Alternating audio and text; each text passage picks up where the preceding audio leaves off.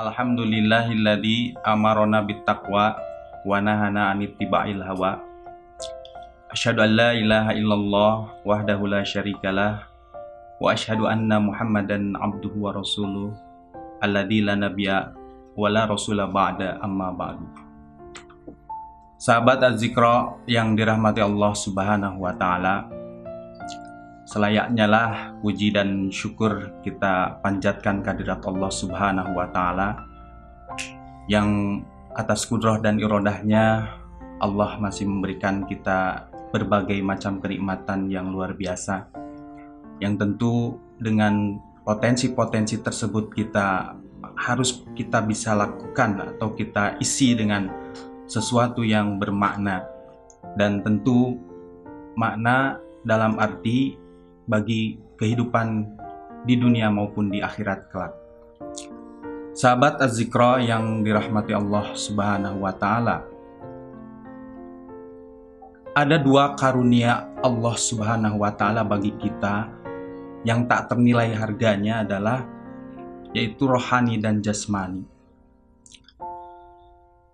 Rohani dan jasmani kedua-duanya perlu pengawasan, perlu penanganan, perlu perawatan.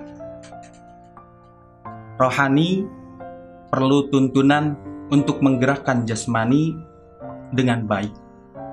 Begitu pula jasmani perlu perawatan yang dimana diisi dengan sandang, pangan, dan papan. Maka keduanya saling terjadi keterkaitan. Rohani dan jasmani tidak hanya hidup di dunia saja, tapi juga nanti kelak di akhirat.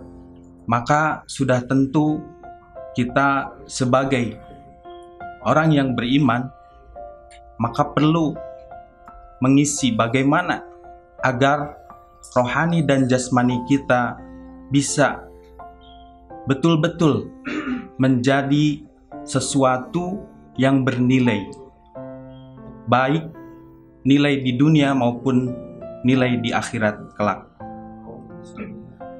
Bagi manusia, tentu kebahagiaan tidak hanya di dunia saja, tapi kebahagiaan yang paling hakiki dan yang paling dicita-citakan adalah tentu kebahagiaan di akhirat kelak. Maka perlu kita perhatikan sebuah firman Allah Subhanahu wa taala yang tentu sahabat semuanya sudah tahu, sudah hafal. Terdapat dalam Quran surat Al-Qasas ayat 77. Allah berfirman, "A'udzubillahi minasyaitonir rajim. Wabtaghi fi ma ataqallahu daral akhirah wa la tansa nasibaka minad dunya. Wa ahsin kama ahsanallahu ilaika wa la tabghil fasada fil ardi innallaha la yuhibbul mufsidin." Allah Subhanahu wa taala dalam ayat tersebut mengingatkan kepada kita agar kita sebagai orang yang beriman silakan mencari. Oleh Allah disuruh untuk mencari karunia-karunia yang telah Allah berikan, bima ataqallahu darul akhirah, yaitu untuk kebahagiaan nanti di akhirat. Wala tansa nasibaka minad dunya, tapi kita juga jangan lupa akan nasib atau kebahagiaan di dunia. Jadi dari ayat tadi tergambar oleh kita alangkah bahagianya bila kita sebagai orang yang beriman mampu melaksanakan tugas yang terdapat dalam ayat tadi. Jika kita sekilas perhatikan, ada 4 tugas yang ada dalam ayat tersebut, yang insya Allah bila kita mampu untuk menjalankan dan kita mampu aplikasikan dalam kehidupan di dunia, maka insya Allah kebaikan dunia dan akhirat pun akan tercapai. Sahabat Az-Zikra rahimakumullah, yang pertama adalah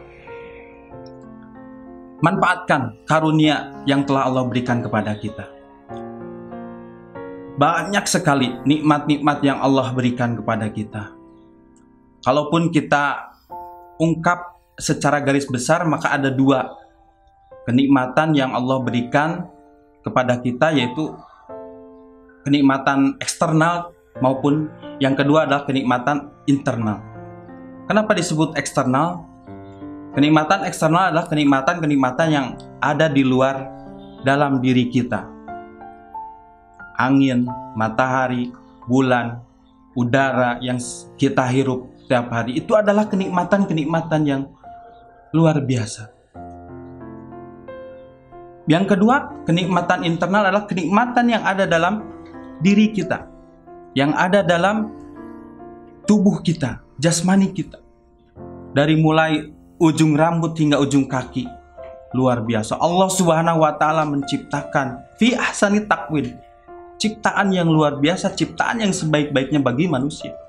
Dan tentu di sanalah kita harus mampu memanfaatkan agar semua karunia yang telah Allah berikan itu bisa bernilai bagi kita, terutama untuk mengejar atau menggapai kebahagiaan di akhirat kelak. Yang kedua adalah jangan kita melupakan juga nasib di akhirat, di dunia. Maka ketika kita setelah melaksanakan atau menjalankan perintah Allah Subhanahu wa Ta'ala, maka kita pantasyur fil ard, maka silakan lakukan, atau Allah pun tidak melarang manusia untuk menikmati kehidupan dunia. Hanya saja tentu kenikmatan dunia tidak justru kita jadikan lalai kepada kita sehingga kita lupa akan kehidupan akhirat. Yang ketiga adalah berbuat baiklah sebagaimana Allah telah berbuat baik. Sahabat Az-Zikra rahimakumullah, kita sebagai orang yang beriman tentu haruslah dalam seluruh kehidupannya atau dalam kegiatannya harus senantiasa melaksanakan ahsan, yaitu melaksanakan kebaikan. Ahsan yaitu kita mampu melaksanakan sesuatu amal itu seolah-olah kita memang betul-betul dilihat oleh Allah Subhanahu wa Ta'ala. Kita harus yakinkan bahwa Allah memonitor kita agar kita terjaga dari hal-hal yang bisa merusak nilai amal kita sendiri.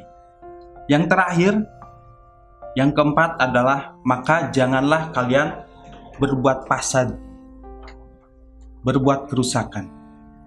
Fasad di sini tentu adalah bentuk kemunkaran, bentuk kemaksiatan yang tentu kita ditugaskan untuk menghindari atau bahkan melakukan penolakan terhadap perbuatan fahsya dan munkar yang akhirnya kita terhindar dari sifat al-mufsid atau sifat sebagai golongan-golongan orang perusak.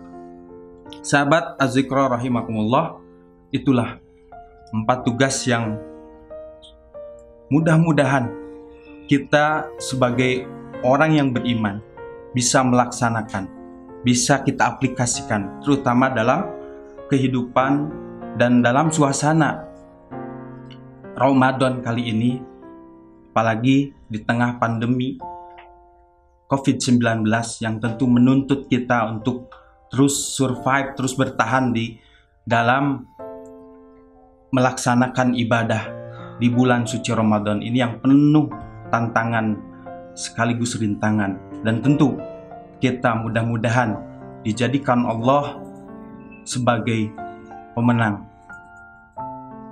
Sahabat Az-Zikra rahimakumullah, aqulu qauli hada wa astaghfirullah li wa lakum. Wassalamualaikum warahmatullahi wabarakatuh.